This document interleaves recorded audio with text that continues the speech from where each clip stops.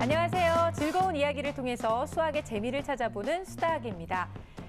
여름방학이 코앞으로 다가오면서 많은 분들이 벌써부터 2017학년도 수능 시험에 대한 걱정들을 많이 하고 계시는 것 같아요. 수험생들은 물론이고 학부모님들께서도 벌써부터 긴장하고 어디 좀 정보가 없나 많이들 찾고 계시는 것 같은데요. 저희 수다학을 통해서도 많은 질문들이 들어오고 있는데 그래서 저희가 오늘 아주 특별한 시간을 준비해봤습니다. 수다학 전문가 선생님들께서 알려주시는 입시에 관한 모든 궁금증, 그 궁금증을 해결해드리는 시간인데요. 자, 잠시 후에 함께 만나볼게요.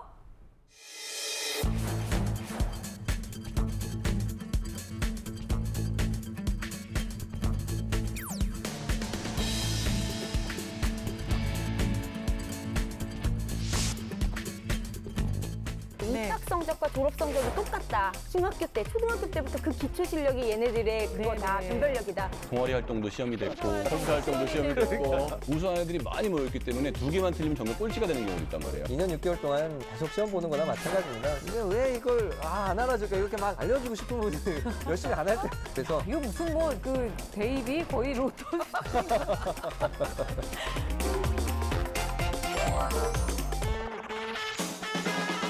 네, 오늘은 저희가 아주 특별히 입시의 모든 것에 대해서 함께 알아보려고 하는데요. 오늘 제가 정말 감동한 게 뭔지 아세요? 선생님들께서 입시에 관련된 초등학교, 중학교, 고등학교 모든 자료들을 정말 이만큼씩 쌓으셨고요. 저희가 회의도 정말 몇 차례 했는지 몰라요. 아, 대단하십니다, 진짜. 그쵸. 그 자료를 다 직접 챙겨오시고. 네. 사실 오늘 방송은 조금 이 재미보다는 그렇죠. 이 진지한 모드로 가야 될 것 같아요. 진지하게, 맞아요. 네, 저도 오늘만큼은 그냥 진지한 모습으로 네네. 뭐 웃길 생각 없이 얌전히 앉아 있겠습니다. 네, 진지한 게 입에 안 붙어가지고 네, 말도 막 더듬고 진지한 게. 그러잖아요. 아니 근데 저희가 정말 오늘은 좀 진지한 모습으로 어머님들이 궁금해하실 만한 그런 질문들, 촌철살인의 질문들을 저희가 계속해서 좀 날려드려야 될 것 같다는 생각이 드는데요. 일단 가장 중요한 건 어머님들이 입시 경향에 대해서 가장 많은 질문들을 해오셨거든요. 사실 2017학년도 입시는 저희가 해줘도 얻어갈 게 거의 없는 게 지금 몇 개월 안 남았기 때문에. 그쵸, 네. 근데 이제 앞으로 현재 고등학교 1학년이나 중학생들 정도 되면 정말 큰 변화가 있었거든요. 우리가 중요하다고 생각했던 영어라는 과목이 절대평가로 딱 바뀌기 때문에 100점 맞은 친구나 95점 맞은 친구나 점수를 같게 처리하는 거예요. 네. 옛날에 하나 틀리면 2등급이었고 아주 뭐 한 문제에 눈물이 왔다 갔다 했었는데 아직 뭐 정확한 퍼센트는 결정되지 않았으나 그래서 상당히 많은 학생들이 만점을 받게 되기 때문에 상대적으로 수학에 대한 비중이 지금도 높았는데 더 높아졌다는 거. 그다음에 그 수능이 변별력이 굉장히 강해서 사실은 11월에 수능을 보고 나면 수능 시험이 어떻게 나왔다에 대해서 사람들이 시비가 엇갈렸는데 네. 수능은 그 퍼센트가 20% 초반대로 떨어져서 거의 재수생을 위한 전형으로 바뀌고 네. 재학생들은 그 내신 성적 또는 학교 생활 기록을 바탕으로 학생들을 뽑기 때문에 학교 생활을 굉장히 충실해야 된다는 이 두 가지 포인트가 지금까지 우리나라 그 입시 역사상 가장 큰 변화였고 이거에 적응을 잘하느냐 네. 잘못하느냐가 아이의 대학을 좌우할 것 같습니다. 2017학년도의 가장 큰 특징은 아무래도 한국사 필수 지정 과목으로 된 거죠. 한국사가 이제. 그리고 거기에 덧붙여 수학에 대해서 약간 좀 변화가 있습니다. 교육과정이 바뀐 첫 해 시험이에요. 완전히 많이 바뀌었거든요. 그래서 재편되는 그 경향, 어떤 단어에서 어떤 문제가 어떻게 출제되는지 이런 것을 면밀히 좀 분석해 볼 필요가 있습니다. 그래서 상위권들은 특히나 어렵게 출제되는 그런 것들을 어떻게 공략할 것인가, 그 변별력을 어떻게 확보할 것인가 이런 거에 대한 고민을 충분히 해야 되겠고요. 네. 수학이 점점 더 이게 비중이 있어지네요. 그리고 과학과 더불어 이제는 조금만 틀려도 상위권 진입은 좀 어려울 수 있거든요. 그래서 면밀하게 준비를 해야 될 것 같습니다. 아, 그렇군요. 야, 우리 뭐 민성원 선생님, 우리 김세 선생님이요. 평상시 그 아이들 고민 해결할 때도 멋있었는데 네. 오늘 그 입시 얘기하니까 이 전문 용어 막 쓰시면서 진짜. 진지하게 얘기하는 모습이 정말 더 멋있습니다. 진짜 근데 그래요. 딱 보니까 중간에 껴있는 우리 김희진 선생님. 왜요? 초등학교 전문가잖아요. 네. 오늘은 저와 함께 가만히 있어도 아유, 될 무슨- 것 같아요. 아, 무슨 말씀이세요? 섭섭하게. 저는 그렇게 생각 안 해요, 선생님.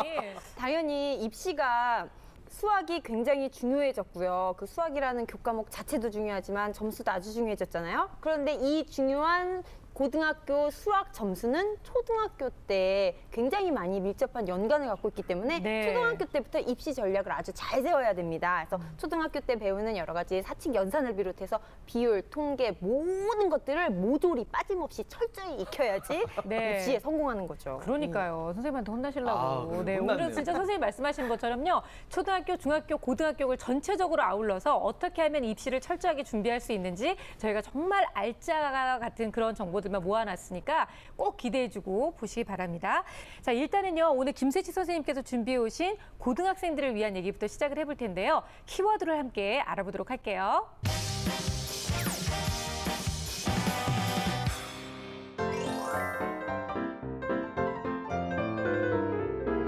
네, 고등학생을 위한 키워드는 바로 내신은 입시다. 근데 사실 이 말씀을 듣고 많은 어머님들이 반대하시는 경우도 많을 것 같아요. 왜냐하면 저도 그런 생각을 많이 갖고 있지만 내신은 내신이고 수능은 수능이다 이렇게 생각해서 공부를 따로 가르치시는 분들도 굉장히 많이 계시거든요. 사실 그 부모님들이 대학을 가실 때는 아무래도 수능이 더 중요하셨을 거예요. 근데 지금은 내신이 훨씬 더 중요합니다. 네. 아무래도 고등학교 자녀분을 둔 어머니 아버님께서는 이것을 다 잘 알고 계실 거예요. 이게 내신이 얼마나 중요해졌는지. 그래프 한번 보시면 예, 보세요. 2009년부터 지금 2018년까지 내년 자료까지 이렇게 발표가 돼 있는데요. 계속 꾸준히 지금 수시 모집 인원의 증가가 확연하게 보이죠. 네. 그래서 2018학년도 대입에서는 73.7%. 이게 뭐 80%까지 가게 하겠다라는 이런 경향이 있습니다. 그런 말도 있고 교육부의 의지가 있기 때문에 네. 아무래도 내신이 정말 중요해진 것이죠. 근데 이 전형이 다양해서요. 요새는 좀 공부를 하셔야 될 정도인데 네. 그 전형에 대한 설명을 좀 약간 드리자면 대입 수시 전형은 이렇게 크게 네 가지입니다. 크게 네 가지. 학생부 종합 전형, 학생부 교과 전형, 그리고 논술 전형, 그리고 특기자 전형, 네. 그리고 소수로 이 적성고사를 보는 학교들도 있습니다. 그래서 자기에게 맞는 전형을 꼼꼼히 잘 살펴보고 지원을 해야 됩니다. 네. 근데 수능을 봤을 때 어떤 등급 이상이 되어야 합격할 수 있는 전형이 있고 그렇지 못하면 여기에 수시 합격했더라도 수능에서 몇 등급 이상을 못 맞으면 떨어뜨리는 그런 전형도 있기 때문에 이제 수능도 매우 중요합니다만 수능을 참고하지 않는 전형들도 있습니다.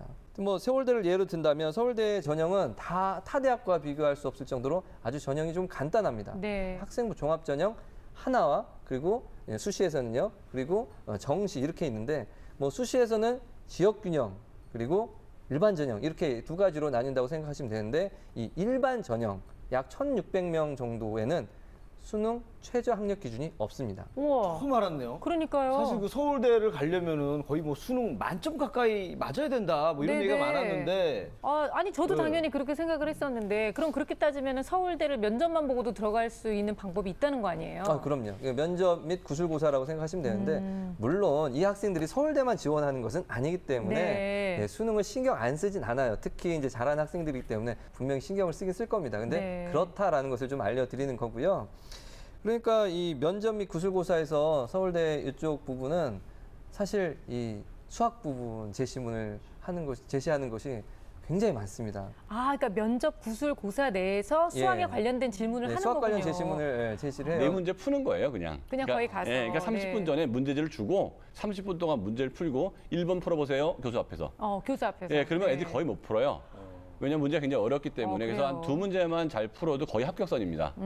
그러면 못 풀 경우에 어떻게 하냐면 교수님이 힌트를 계속 줘요. 세 명이서 이런 식으로 한번 접근해보면 어떨까? 그럼 이렇게 하면 될까요? 요건 이런 식으로 한번 접근해봐라. 왜냐면 그한테 힌트를 주고 풀 수 있는 방법을 계속 유도합니다. 그만큼 서울대에서는 수학이 굉장히 중요하고요. 심지어는 문과 쪽에서는 경영학과 경제학과에서 매우 중요하고 그 이외의 과들은 이제 사회과학 지문이나 인문과학 지문을 물어보는데 그것도 역시 교수님이 계속 힌트를 네. 줘요. 난 그래서- 또 이리 씨 시험 한번 다시 보라고 하려고 했는데 안 되겠네요. 말만 잘하는 게 아니라 사실은 그 안에서 그 교수님이 의도하는 질문에 대해서 그렇네요. 정확하게 답변을 하지 못한다면 좋은 결과를 얻기 힘들겠죠. 그래서 네네. 그분이 말씀하시는 의도가 무엇인지를 정확하게 판단하는 것이 제일 중요합니다. 그리고 정확한 답변을 잘 해야 되겠죠. 나 머리 아프려고 그래요. 도대체 그러니까 우리 아이들이 공부만 열심히 한다고 대학을 잘 가는 것도 아니고 이 전략을 정말 잘 짜야겠다는 생각이 오늘 방송을 하면서 더 많이 약간 느끼게 돼요. 이좀 상위권 지원할 친구들은 이 학교마다 이 모집 요강을 보고 그거에 맞게끔 준비를 하잖아요. 그쵸. 근데 저 같은 이 중하위권 친구들은 도대체 뭘 준비해야 되는지 그렇죠, 그렇죠. 예, 너무 궁금합니다. 저의 그런 마음을 담아서 우리 그 친구들한테 네. 좀 좋은 정보 좀 주세요. 사실 대입은 매우 개별적입니다. 왜냐하면 개개인의 어떤 잘하는 부분이 너무나 다르기 때문에 그래서 그 학생의 그 면밀하게 판단을 해야 됩니다. 보고서. 그래서 하나만 보고 안 되고 종합적으로 판단을 해야 되거든요. 그래서 이 7, 8, 9등급 학생들, 일반고에 있는 7, 8, 9등급의 학생들에게 한 가지만 조언을 하자면 한 과목만이라도 잡으면 좋습니다. 네. 한 과목만이라도. 그게 내신이면 내신, 그리고 수능의 어떤 과목이면 과목. 한 과목만이라도 잘하면 그것만 집중해서 하면 훨씬 집 근처로 갈 확률이 아, 정말요? 높아지거든요. 예. 그러니까 그런 그 성의가 있어야 되는데 그런 것을 안 하기 때문에 예, 조금 멀리 가게 되거나 이런 경향이 있는 거죠. 그 네. 영화 주유소 습격 사건처럼 한 놈만 팬다. 한 과목이라도 남들보다 특출을 하면 가는 거 아니에요? 아무래도 네네. 조금 더 나을 수 있다는 거죠. 네. 왜냐하면 비등비등한 아이들이니까 그 중에서 하나만 잘하면 예, 툭 튀어나올 수 있거든요. 그래서 조금 더 유리하고 합격선이 예, 좋아질 수 있겠죠. 네. 그런데 이제 이렇게 애매모호하다고 생각하는 학생들은 특히나 이제 담임 선생님하고 상담을 좀 많이 해야 됩니다. 네. 왜냐하면 이게 그 지역마다 학교마다 사실 이 등급이 조금씩 다르거든요. 이 등급의 학생이 여기 갔다 해서 이쪽 지역의 학생 등급이 여기 갔다는 보장이 없어요. 그래서 자기 선배들의 합격선, 등급을 꼭 확인해 볼 필요가 있어요. 네. 그 지역마다 조금씩 특성이 있고 학교마다 특성이 있기 때문에 그러니까 꼭 담임 선생님과 좀 상담을 하기를 원하고요.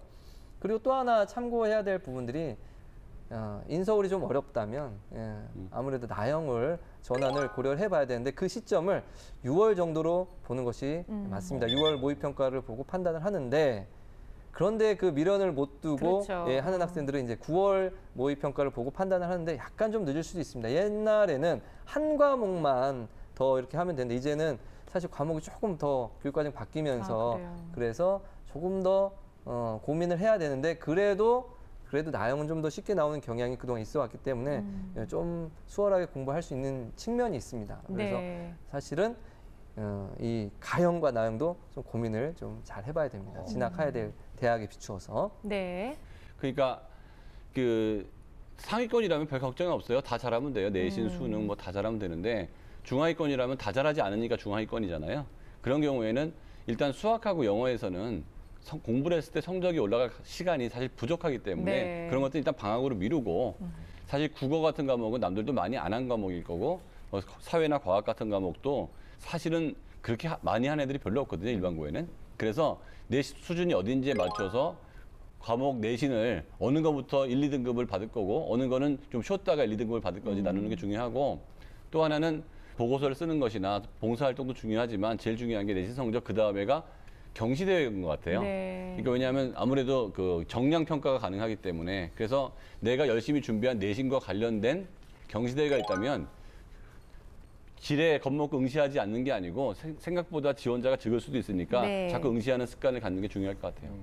그리고 더불어 한 가지만 더 말씀드리면 사실 하나 놓치고 있는 것이 바로 세부 능력 특기사항들이에요. 학생들은 잘 알고 있어요. 그래서 수업 태도 좋고 그리고 열심히 적극적으로 발표하려고 하고 그런 학생들에서 과목별로 각 과목 선생님들이 거기에 써주는 겁니다. 그래서 그런 것들도 열심히 수업 태도 잘해서 잘 받을 수 있도록 하면 좋겠습니다.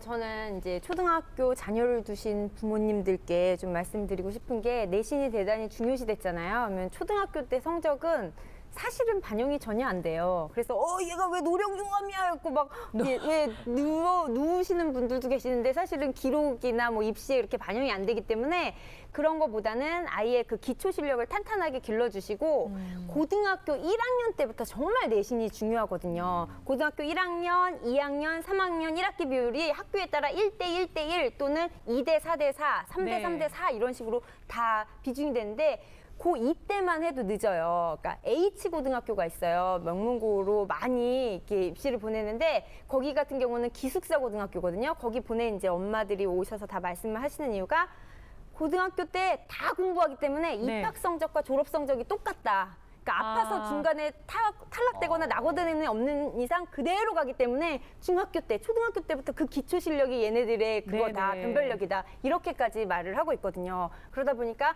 아이도 그리고 엄마도 고등학교 1학년 때 그러니까 한 방에 수능으로 가는 게 아니라 내신이 진짜 중요하다. 그렇죠. 무조건 공부해라는 식으로 좀 네. 강조를 해주실 필요가 있을 것 같아요. 그렇다면 뭐 당장 발등에 불 떨어지지 않은 고등학교 1, 2학년 같은 경우에는 내신 성적 관리를 어떤 식으로 해야 될까요? 정말 내신 관리가 중요하죠. 그러니까요. 2년 6개월 동안 계속 시험 보는 거나 마찬가지입니다. 사실 약간만 신경을 쓰고 성의만 보여도 기본적인 문제 테스트가 많기 때문에 근데 그런 것을 놓치는 학생들이 좀 있어요. 그래서 네. 수행평가에 조금만 더 정성을 보인다면 아무래도 좀 더 좋은 결과를 만들 수 있거든요. 그래서 지필평가 당연하지만 수행평가 정말 신경 써야 됩니다. 특히나 이제 발표라든지 수업 태도라든지 조별 과제라든지 이런 것들 잘 신경 써야 되고요.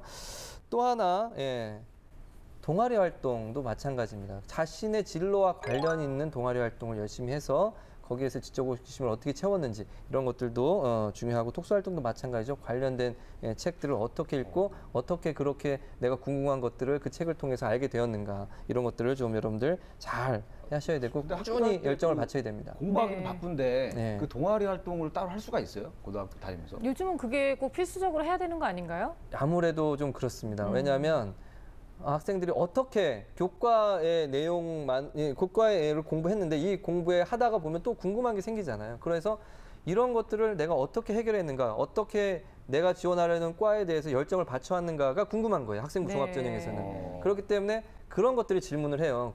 그런 대답을 정말로 공부를 한 학생은 할 수 있겠죠. 그런데 네. 대충 글만 읽고 글만 읽은 흔적만 남은 학생들은 그거에 대한 답변을 못 할 거예요. 그러니까 요즘 아이들은 해야 되는 게 너무 많은 것 같아요. 그러니까 시간은 정해져 있고. 동아리 활동도 시험이 됐고 그렇죠. 봉사활동도 시험이 됐고. 그러니까 취지는 그냥 릴렉스하고 좀 다니라는 건데 아이들은 경쟁이 있을 수밖에 없기 때문에 실제로 말하면 모든 활동이 심지어는 수업 시간 태도까지도 전부 시험이 돼가지고 네네. 1학년 1학기 입학할 때부터 졸업할 때까지 학교에 일어나는 책 읽는 것까지 모든 게 시험이 된 게 현실이에요. 그래서 모든 시험과 모든 그 수행평가 같은 거를 최선을 다하다 보면 딴 애들이 알아서 포기해주는 애들이 나와서 네. 1등급은 못 받더라도 2등급 초반까지만 올라가게 되면 학생부 종합전형에 쓸 수 있는 것들이 많아서 저는 어떤 경우 있어도 아이들한테 내신을 포기하지 말라고 얘기하죠. 근데 얘기 들으니까 포기해주는 애들이 생겨서 엄청 지금 많이 이 생깁니다. 표현에 그거에 또 희망을 걸고 있는 많은 아이들과 학부모님들이 계실 수 있는 거죠. 우리 아이들만큼은 정말 포기하지 않았으면 좋겠다는 생각도 다 하고 계실 것 같은데요. 특히나 쉽게 포기하는 게 바로 수학이에요. 그래서 저는 그 내신 수학 점수 수능 수학 점수 어떻게 하면 둘 다 잡고 갈 수 있는지 그 얘기도 좀 함께 나눠봤으면 아무래도 좋겠는데요. 이게 학부모님들이 제일 궁금해하는 게 아닐까. 어떻게 하면 수능 수학 그리고 그럼요. 내신 수학을 잘할 수 있느냐. 사실 그 다를까요?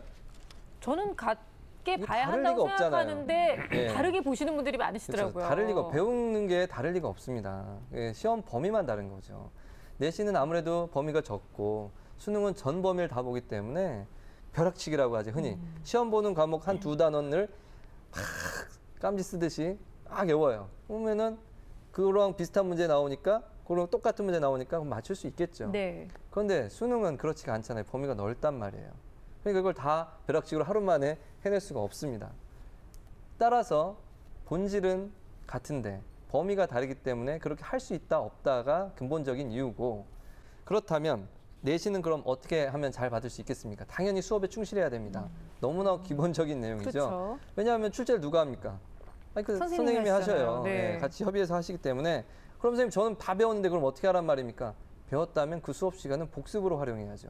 난 이렇게 알고 있는데 선생님 저렇게 설명하시네. 그럼 나는 이런 예제를 한번 만들어보고 써보고 수업 시간은 공부 시간으로 활용해야 됩니다. 근데 많은 학생들이 그걸 간과하고 있죠. 그리고 두 번째 아까 말했듯이 수행평가를 소홀히 하면 절대 안 됩니다. 수행평가가 바로 수업 태도이기 때문에 네. 수업 태도 그리고 수업 내용으로 하는 경우가 많아요. 일반고의 경우 뭐 특목고의 경우 과제가 많고 수업 시간에 과제를 하는 경우도 그 과제하는 태도를 보는 경우도 있으니까 여러분들 잘 그래서 해야 되고 비율도 잘 확인해야 됩니다. 그리고 세 번째 시험 전 담당 쌤이 강조하는 부분들을 놓치지 말아야 됩니다. 네. 예. 이게 왜 이걸 안 알아줄까 이렇게 막 알려주고 싶은 분들이 열심히 안 할 때 좀 했으면 좋겠는데 안 하는 네. 애들한테 막 답답하거든요. 그러니까 이런 것도 좀 한번 보고 저런 것도 좀 한번 보고. 주로 네. 어떤 식으로 표현해? 아니 그러니까 나도 선생님들이 분명히 표시를 했다는데 뭐 분필을 3번 칠판에 찍는다던가 뭔가 그 신호를 줘야 될 거 아니에요? 그러니까요. 이거 잘 들어봐. 이거 굉장히 중요한 거야. 그렇죠. 이것도 모르면 절대 안 돼. 이런 표현을 쓰거든요. 네. 그때 별표 쳐야죠, 거기다가. 이거 시험에 나와 이렇게까지도 표현해요? 그렇게까지 해주면 안 얘기하는 돼요? 사람도 있어요. 그럼요. 그렇게 나와라고 말을 하죠. 그런데 안 근데도 안 되는 들어. 경우도 있어요. 그렇지만 그만큼 중요하다는 거죠. 예. 그 내용은 중요한 그 문제가 나오진 않지만 그것과 관련된 개념은 나오는 거죠. 예. 자, 수능에서는 이렇게 공부하면 좋겠습니다. 첫 번째, 핵심적인 내용부터 공부했으면 좋겠습니다. 네. 이미 다 배운 내용입니다. 그래서 너무 어려운 것보다는 자기의 수준에 맞춘 공부를 하고 익숙해지면서 점점 수준을 좀 높여가는 방법을 택했으면 좋겠고요. 왜냐하면 70점 이하 학생들이 너무 어려운, 즉 킬러 문제라고 하는 수능에서 21번, 30번 혹은 29번, 30번 좀 어렵게 출제되거든요. 그걸 붙들고 있는 것보다는 80점을 맞을 수 있도록 기본적인 문제들을 좀 더 그렇죠. 유연하게 네. 빨리 풀 수 있도록 만드는 것이 우선 첫 번째 하고 그런 것들은 이제 조금씩 섞어 나가야 되는데 맨날 그 어려운 문제만 붙고 있다가 다른 걸 아예 못 건든다면 이건 좋은 방법이 아니죠. 맞아요. 두 번째는 이제 기초가 부족한 학생들은 목표 점수를 정하라라는 거죠. 왜냐하면 목표는 100점? 아, 그게 어디 갑자기 100점이 어디게 돼요. 그러니까 예를 들어서 60점이면 70점. 70점이면 80점 이렇게 한 두어 개 이상 3개 정도 이렇게 더 맞으려면 내가 어떻게 공부하면 될까? 그런 구체적인 실현 목표 가능한 거, 그렇죠? 실현 가능한 목표를 딱 정해서 아 이렇게 하면 되겠구나. 그럼 선생님한테 조언도 좀 구해보고 단원을 한 단계 늘어나가 보자. 이렇게 구체적으로 해야 되는데 우선 의지가 좀 부족합니다. 자기가 부족한 걸 채우려는 의지가 부족하기 때문에 그런 공부를 단계별로 하기가 힘들죠. 네. 그것부터 채워야 나가야 되고요. 세 번째, 단원별로 골고루 출제됩니다. 따라서 단원 편식을 하면 안 돼요. 예를 들어 이제 수학이 가형을 예를 든다면 뭐 확률과 통계, 기하 벡터, 미적분투 이렇게 돼 있는데 순서대로 하면은 애들이 미적분투만 공부하고 그리고 확률과 통계만 공부하고 기하 벡터 공부 안 하는 경우가 있어요. 그런데 10개 이렇게 똑같이 나올 거거든요, 네. 분명히. 그러니까 한쪽에만 치중하면 뒤에 거 모르잖아요. 그렇네요. 그러니까 골고루 기본적인 것은 체크하고 가야 된다라는 것을 강조하고 싶습니다. 얘기를 하면 할수록 정말 우리의 아이들이 너무 안타깝고 진짜 이 아이들을 또 어쨌든 간에 이렇게 보필해줘야 되는 부모님들의 어깨가 많이 무거우시구나 그런 생각이 들어서 진짜 잘 챙겨드려야 되겠어요. 그러니까 저는 지금 입시를 준비 안 하는 게 너무 다행이다. 그러니까 나도 나이 먹은 게 왜 이렇게 좋지? 저희 때는 사실 동아리도 없었고 그래요. 독서 이런 것도 안 봤단 말이에요. 봉사도 그렇고 네. 사실 앞으로 수다하기 참 갈 길이 굉장히 멀다는 생각이 드네요. 자, 이번에는요. 이제 고등학생을 지나가서 중학생과 부모님들을 위한 입시 정보를 드리도록 하겠습니다. 민성원 선생님께서 준비를 해주셨는데 키워드 또 함께 보도록 하죠.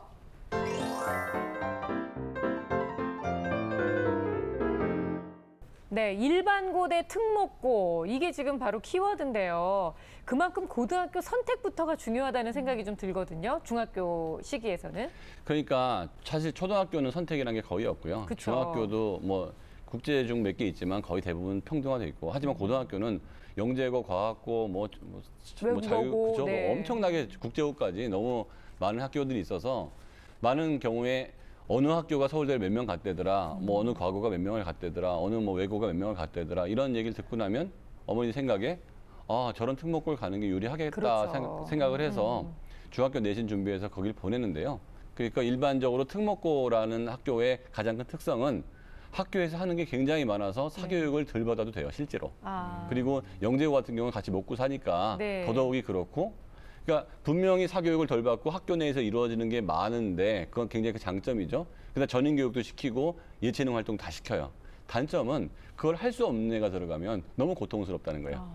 예를 들어서 영어로 발표를 해야 되고 영어로 그렇죠, 동아리 그렇죠. 활동을 해야 되고 수학도 어려운 문제를 풀어야 되고 서로 연구 과제 같이 해야 돼. 네. 그걸 할 수 있는 애들이 들어가면 그 학교 생활처럼 재밌는 게 없어요. 얼마나 즐겁겠어요. 근데 할 수 없는 애들이 중학교 내신 성적이 A가 나왔다고 하면 특목고는 입시가 없기 때문에 성적이 A가 나오면 들어올 가능성이 생겼잖아요. 외고애가 들어왔는데 영어를 못하는 경우가 있어요. 네. 그러면 걔는 학교에서는 얘가 영어를 잘하고 못하고 관계없이 영어를 잘한다는 전제로 가르친단 말이에요. 그렇죠. 그러니까 A라는 학교 전교 1등이 있고 A라는 학교 전교 5등이 있어요. 중학교에서.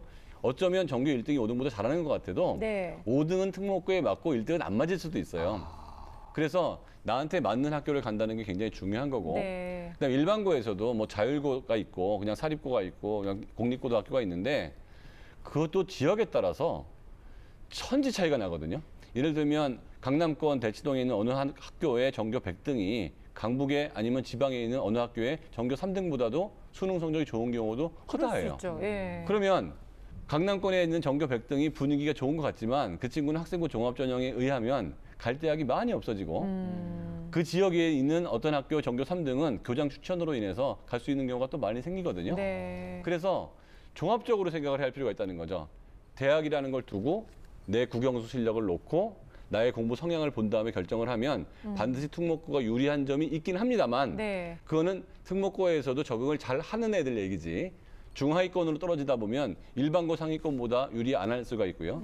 그다음에 교육열이 아주 센 곳에 상위권은 유리합니다만 왜냐하면 학교에서 저 학교 학생들을 뽑았던 경험이 있기 때문에 하지만 이 아이가 한 중상위권이라면 다른 지역의 일반고를 갔으면 최상위권이 될 수도 그렇죠. 있거든요. 이러면 이 아이는 학교 생활을 훨씬 잘할 수가 있어요. 그러니까 미디어에서 나온 얘기들, 엄마들의 얘기들, 학교의 명성만 보고 따라갈 게 아니고요. 정말 이 아이한테 맞는 학교를 찾는 게 엄마가 해줄 일입니다.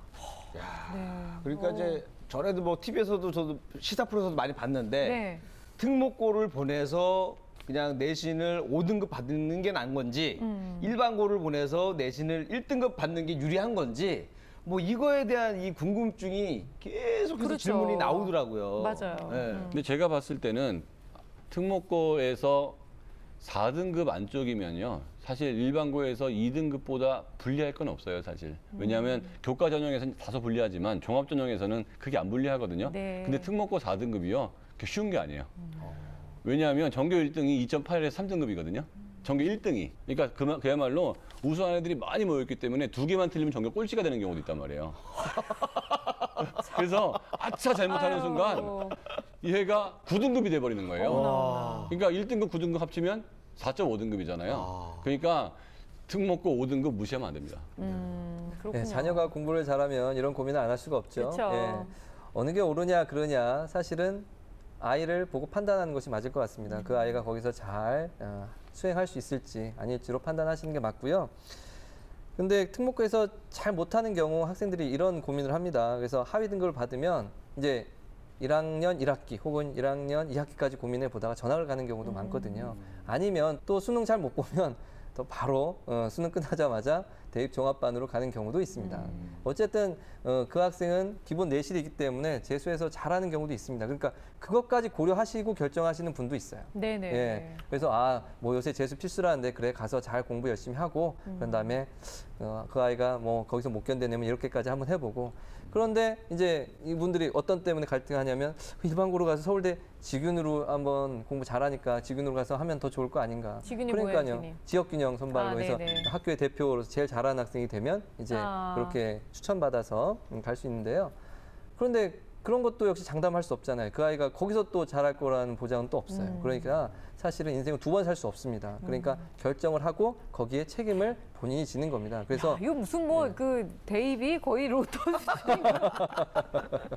아니 근데 이게 결국은 아이들의 성향을 부모님들이 잘 아셔서 그거에 맞춰서 가주면 좋은데 내 아이도 내 속으로 난 자식이지만 모를 때가 많잖아요. 그리고 지금도 다 100% 보여주는 것도 아니고 그러니까 부모님들이 정말로 너무 많이 힘드실 것 같다는 생각이 들어요. 하지만 이럴 때마다 또 수다학이나 또 전문가 선생님들의 도움을 받으시는 게 필요하다는 생각이 들고요.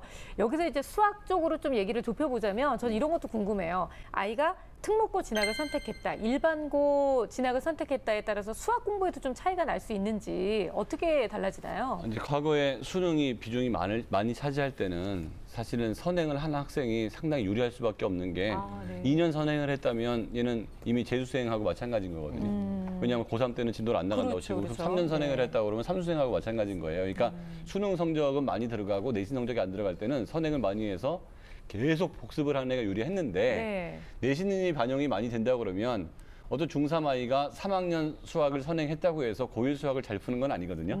그래서 일반고를 갈 것 같으면 한 1년 이내에 선행 정도. 왜냐하면 3학년 때는 될 수 있으면 복습을 해주는 게 좋을 테니까 네. 그 정도면 충분할 것처럼 옛날보다는 한 1, 2년 당겨도 될 것 같고요. 그런데 특목고를 들어가는 애들은 말이에요.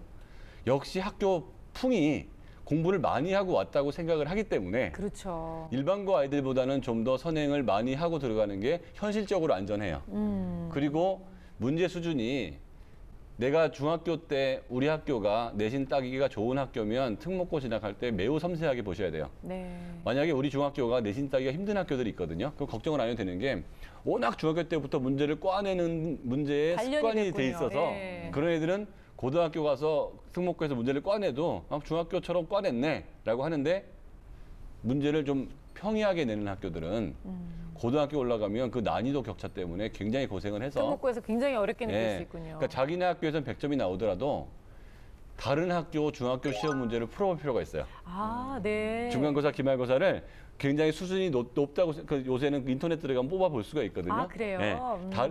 우리 학교하고 비슷하게 진도를 나가는 수준이 높은 학교의 중간고사를 풀어보고 네. 거기서도 잘 나오면 걱정할 필요가 없는데 거기서는 심각한 점수가 나온다면은 이 아이는 특목고를 안 가는 게 좋겠다. 일반고 수학 방법으로 공부하는 게 좋겠다 이렇게 봅니다. 네네. 근데 보통 중학교 어머니들은 중학생이 되면은 무조건 선행을 해야 된다고 생각해요. 그렇죠. 네, 그러니까 일반고에 진학하더라도 특목고 아니더라도 선행을 많이 하면 공부를 많이 하니까 아껴둬서 절약해둬서 내신도 잘하고 수능도 잘하는 거 아니에요? 어쨌든 안 하는 것보다는 미리 막 여러 번 해는 게 좋잖아요라고 네. 계속 말씀을 드려도 선행이 좋다고 생각하고 이제 학원 문화도 그렇게 조성이 되는데요.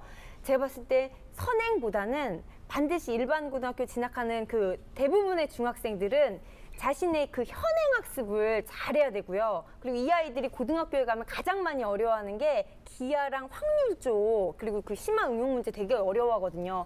요게 연관되는 게 초등학교 6학년에 네. 그 건널비, 부피 이런 쪽이 연결이 되거든요. 확률도 그렇고. 그러니까 만약에 현행 학습이 어렵다면 6학년 후행까지 가서라도 그 기초를 탄탄하게 그렇죠. 해놓고 올라가는 게 좋지 어설픈 선행은 어려운 거 이 문제는 푸는데 왜 이건 틀려? 그런 결과가 나오거든요. 여기서부터 탄탄히 풀어야 되거든요. 그래서 네. 그런 거 선행에 대한 너무 이렇게 큰 믿음은 조금 자제하셔도 좋을 것 사실 같아요. 그 3학년 금방 가거든요. 그럼요. 고등학교 3년 3년은 금방이에요. 특히나 빨리 가는데 사실 그 엄마들의 역할이 중요합니다. 그렇죠. 그 저희 어머니 같은 경우도 뭘 준비하셨냐면은 고등학교 제가 첫 시험을 보자마자 네네. 마음을 내려놓는 준비를 하셨어요. 아, 네. 3년간 내려놓으셨죠. 그렇죠. 걔는 웬만한 거에 스트레스를 안 받으세요 지금도.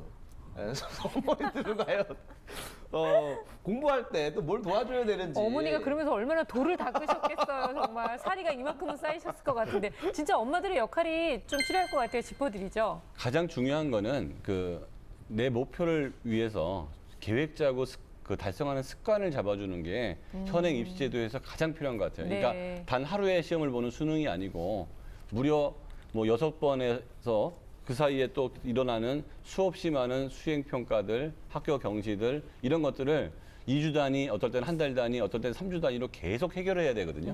그러니까 중학교 때부터 그런 일들이 벌어지기 시작하는데 그러려면 그 3주를 위한 계획을 세우고 목표를 달성하고 또 릴렉스하고 목표를 네. 달성하고 이런 연습을 하게끔만 얘 아이가 익숙해진다 그러면 그게 어떤 시험이라도 특목고든 일반고든 다 이 아이는 해낼 수 있을 것 같아요. 네. 고등학교 때 수학에 전념할 수 있는 시간을 확보될 수 있도록 기타 다른 그 베이스 과목들 있잖아요. 역사도 그렇고 사회도 그렇고 네. 과학도 그렇고 이런 거를 좀 탄탄하게 익힐 수 있도록 그러니까 신경 써서 어머니들께서 해주셨으면 좋겠고 그리고 저는 중학생 때 한 번쯤은 그러니까 미래 진로에 대해서 진지하게 대화를 하고 조사도 해보고 그 방향도 정해보고 급해서 넌 꿈이 뭐야 어디 갈 거야 이럴 게 아니라 좀 자유학기제라는 좋은 네, 제도도 있잖아요. 그렇죠. 자신의 미래에 대해서 탐색해보는 그래서 그 제도를 가지고 왈가왈부할 것이 아니라 정말 그 기회에 진로에 대해서 진지하게 고민해보고 방향을 정하는 그런 시간을 가져봤으면 좋겠어요. 그럼요. 그런 방향을 잘 정해놔야 사실은 뭐 대학을 선택하는 데 있어서도 공부에도 어디에 집중할 건지를 좀 정할 수 있다는 그런 생각이 드는데요.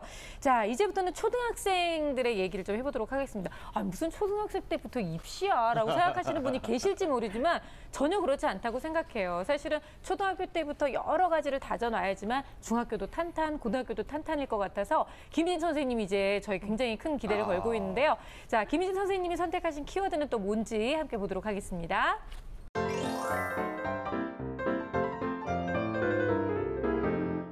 네, 키워드가 아주 의미심장합니다. 입시, 초등학교에서 결판 난다.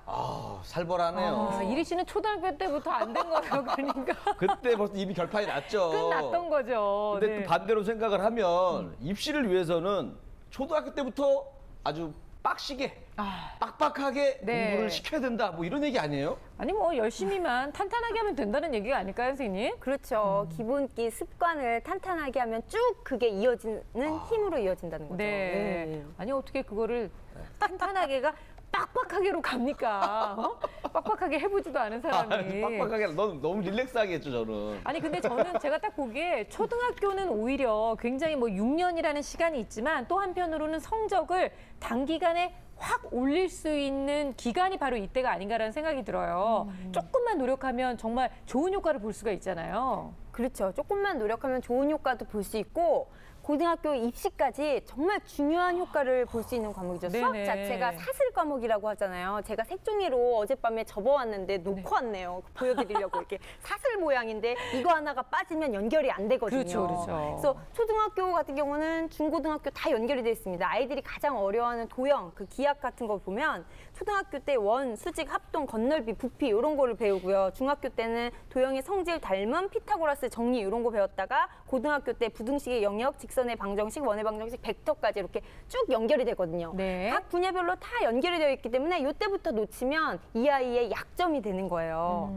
그래서 어머니들께서 그리고 아이들 스스로도 어린이들 스스로도 초등학교 때 수학을 잘 잡아야 되는데 수학도 이렇게 맨날 100점을 맞는 잘하는 어린이가 있는가 하면 꼭 이제 80점에서 90점 이렇게 노는 어린이들이 있고 흥미를 잃은 네. 어린이들이 있잖아요. 그래서 상위권인 어린이들은 보다 깊은 심화 활동을 추천합니다. 그래서 그런 현행학년의 공부보다는 이제 탐구 활동을 한다던가 무엇에 대해서 이제 토론을 한다던가 수학 신문을 만든다던가 예전에 우리 수다학에 출연했던 그 영재 어린이 있어요. 네네. 그 어린이가 하는 것처럼 뭐 발표를 한다던가 그런 보다 심화 활동을 좀 해서 역시 깊이를 만들어주는 그렇죠. 거군요. 그리고 자신만의 그런 산출물을 만들어서 이렇게 기록을 해둬도 좋아요. 그런 활동을 권하고 그다음에 이제 중위권 학생들은 이 아이들은 가장 중요한 게 습관화시키는 거거든요. 그 집에 왔을 때 학습하는 습관을 거기 자신의 몸에 익히도록 해서 자신이 활용하는 그 시간 중에 가용 시간, 쓸 수 있는 시간 중에서 반드시 수학 공부하는 시간을 할당을 해놓고 네. 그 시간에는 항상 수학 공부를 하는 습관을 길러야 됩니다. 그리고 이제 이 친구들은 그 서술형, 이 아이들이 놓치는 점수가 그 서술형 문제, 스토리텔링 문제에서 점수를 잃어서 100점을 못 맞는 경우가 많기 때문에 그런 유형들을 잡아두는 게 좋고요.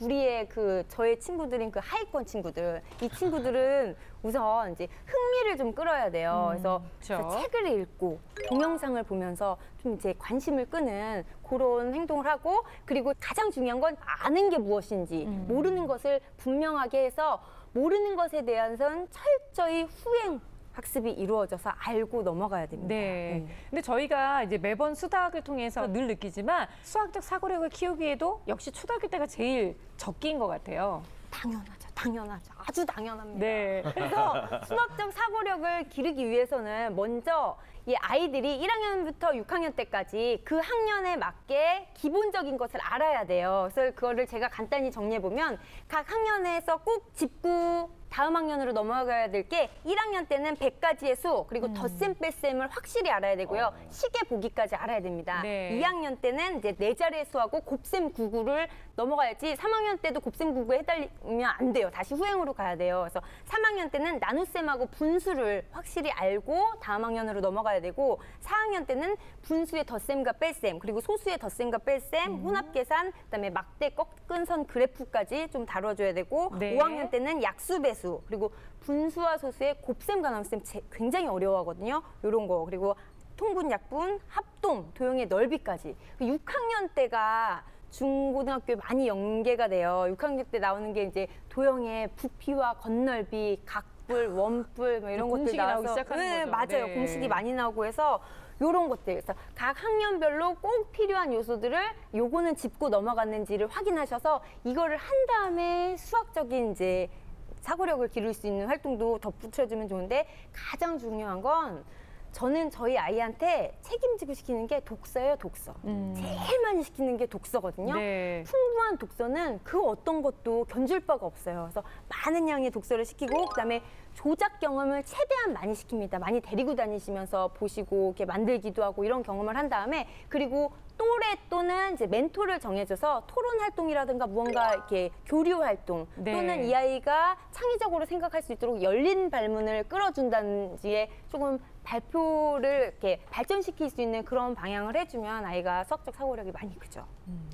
저는 뭐 좀 쉽게 안 넘어갔으면 좋겠습니다. 그러니까 잘 모르는 것을 네. 설렁설렁 넘어가면 나중에 그 빈틈이 아마 중학교부터는 나타날 거예요. 그러다가 고등학교에서는 이제 회복할 수 없는 지경까지 가게 아유, 되니까 네네. 그러니까 쉽게 넘어가지 말고 잘 모르겠으면 확실하게 나중에 쓰이는 개념은 아주 디테일한 것이 아니라 큰 덩어리들이거든요. 예제 나와 있는 것들을 모르면 안 돼요. 그러니까 계속 깊게 파다가 그런 것들을 놓치는 경우가 있어요. 중요한 것들을. 그러니까 그런 것들을 잘 챙겨갔으면 좋겠고요. 핵심적인 내용들을. 그리고 또 하나 정말 잘했으면 좋겠는 게 해설지를 안 봤으면 좋겠습니다. 과격하게 말한다면 차라리 찢어 버리세요. 차라리 틀리는 게 나을 수도 있습니다라고 네. 말을 합니다. 왜 그러냐면 해설지를 보는 순간 자신의 생각이 없어져요.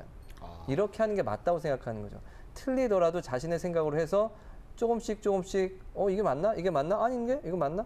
이렇게 하다 이게 맞구나. 이게 정말 지금 길러야 될 능력인데 네. 답을 딱 보고 이게 맞구나 해서 사고력을 해서 딱 멈춰버리면 그 순간 그 아이의 수학적 사고력은 멈추는 겁니다. 근데 그러니까 그거를 정말 잘해주기 위해서는 부모님들이 점수에 연연하시면 안 될 것 같아요. 부모님들조차 맞고 틀리는 거에 너무 연연하다 보니까 아이들조차도 이걸 봐서라도 맞춰야 된다는 생각이 네. 드는 거잖아요. 근데 사실 그런 부분에서 자유로울 수 있는 거는 초등학교 때밖에 없으니까 그냥 네가 얼만큼 해냈는지, 네가 얼만큼 이해했는지에 점수를 좀 많이 주실 수 있는 좀 느긋한 부모님의 자세가 많이 필요할 거라는 생각이 드네요. 맞습니다. 네. 우리 김세희 선생님 얘기 들으니까 네. 저 초등학교 다닐 때 생각이 나요. 정가 펴놓고 막 베껴서 거 기억나는데 그때부터 성장이 멈춘 것 같아. 그러니까, 네. 이유가 그거였었습니다. 대신에 이거 받아 쓰는 것만 빨라졌는데 이제 갑자기 이게 궁금해졌어요. 뭐요? 초등학교 때 사실 그 여러 가지 뭐 배울 게 많지만 그래도 딱 요거 하나 정도는 무조건 끝내라. 요거를 알고 초등학교를 졸업을 해야 된다. 그거 너무 있으면은 많을 것 같은데. 네, 너무 많을 것 최소한, 같아요. 그래도 최소한 딱 한 가지만이라도. 딱 두 가지가 있는데요. 네. 사칙 연산. 네, 그런데 연산. 자연수에 해당하는 게 아니라 소수하고 분수까지 합해서 사칙 연산, 덧셈, 뺄셈, 나눗셈, 곱셈을 반드시 익혀야 되고요. 두 번째는 도형의 기초를 탄탄하게 해가지고 졸업을 해야 됩니다. 네, 딱 부서지가 단데요, 선생님.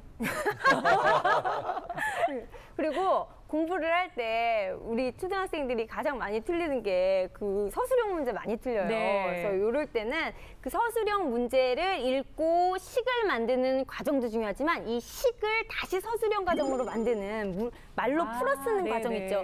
요거를 수시로 연습을 많이 하다 보면 수치랑 말이랑 그냥 똑같이 봤을 때 그냥 해석이 바로 되거든요. 그래서 그런 연습을 수시로 아주 많이 하는 게 중요합니다. 제가 네. 딱 하나만 얘기해달라고 했는데 세 개를 얘기하셨잖아요. 그러니까요. 연산 다 잘해야 된다, 도형 알아야 된다, 게다가 서술형 문제 적응해야 된다. 네. 그러니까 결국은 한 가지라는 건 없는 거예요. 다 잘해야 된다는 말씀이신데 일단은 초등학생 때는 부담이 없다고 생각하고 시작을 하는데 갑자기 이제 5학년, 6학년 때부터 이제 발등에 불 떨어지는 시기가 바로 이때인 것 같은데 엄마의 역할이 참 중요할 것 같아요, 선생님. 사실 뭐 중학교, 고등학교 때, 초등학교 때 못했던 애들이 잘하는 경우가 10%, 20%밖에 안 돼요. 그러니까 그 인생에 있어서 중요하지 않은 데는 없고 초등학생이라고 해서 여유가 있는 게 하나도 없어요. 그쵸. 왜냐하면 내가 이 아이가 운동으로 크고 싶으면 김연아 선수도 유치원 때부터 한 거고요. 음악으로 크고 싶으면 3살 때부터 하는 거예요. 그러니까 이 아이가 공부를 크고 싶으면 초등학교 때 공부 많이 해야 돼요. 그러니까 힐링은 받을 수 있어요. 초등학교 때 놀아도 된다. 물론 초등학교 때 놀다가 나중에 성공하는 케이스가 100에 1명 있습니다. 그 한 사람을 에디슨처럼 계속 너도 할 수 있다고 그러는 게 아니고 나머지 95명은 초등학교 때부터 잘했던 애가 중학교 때 계속 잘하고 중학교 때 잘하는 애가 고등학교 때 잘하는 거지 못하는 애들이 잘하는 게 없어서 저는 어머니들한테 그렇게 얘기해요. 당신의 결정대로 아이는 가는 거예요. 당신이 운동을 많이 시키면 운동을 할 것이고 당신이 공부를 많이 시키면 공부를 할 거고 특히 수학 공부는 어릴 때부터 제대로 하지 않으면 나중에 확 좋아지는 경우가 별로 없어요. 네. 네. 역시 주사는 아파요. 선생님 말씀이 콕콕콕 찌르면서 아픈데 하지만 다 결국은 도움이 되는 얘기라고 생각합니다. 저희가 오늘 입시를 좀 좋은 결과를 얻을 수 있는 방법에 대한 얘기를 함께 나눠봤는데요. 물론 아이들이 하는 학습이라는 것의 궁극적인 목표가 대입은 아닙니다. 하지만 우리 아이들이 겪어야 하는 가장 큰 그리고 가장 첫 번째 큰 관문인 것만은 맞는 것 같아요. 어떻게든 열심히 똑같은 시간이 주어지는 만큼 그 시간 동안에 열심히 노력하는데 그 결과가 좋으면 더 좋잖아요. 그 결과가 좋기 위해서 오늘 선생님들께서 정말 좋은 얘기들 많이 해주셨는데 잘 정리해 두셨다가 그때그때 정말 그 적시적소에 아이에게 맞는 그런 조언 해주시는 그런 부모님들의 역할이 많이 필요할 것 같습니다. 자, 오늘 수다학은 여기까지고요. 저희는 다음 시간에 다시 뵙겠습니다. 감사합니다.